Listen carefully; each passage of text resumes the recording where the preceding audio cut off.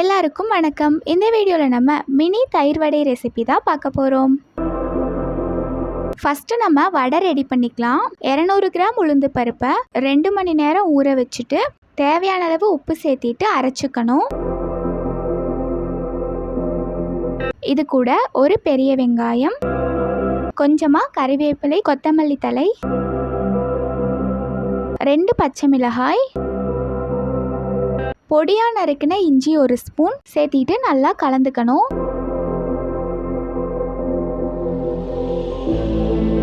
இப்போ ஒரு கடாயில் எண்ணெய் எடுத்துட்டு எண்ணெய் காஞ்ச அப்புறமா நம்ம தயார் பண்ணி வச்சுருக்க மாவை வடையாக தட்டி இதில் போட்டு வேக வச்சுக்கலாம்.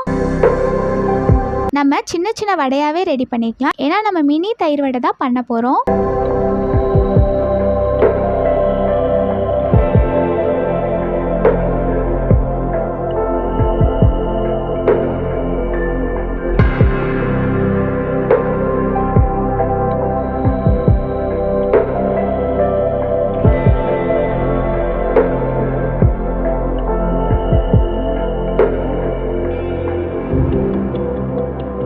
இப்போ நமக்கு வடை ரெடி ஆகிருச்சு.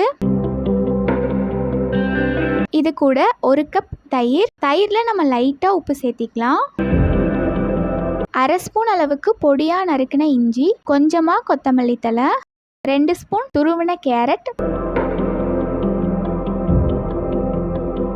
மேலே கொஞ்சமாக பூந்தி சேர்த்திட்டோம் அப்படின்னா நமக்கு டேஸ்டியான மினி தயிர் வடை ரெடி.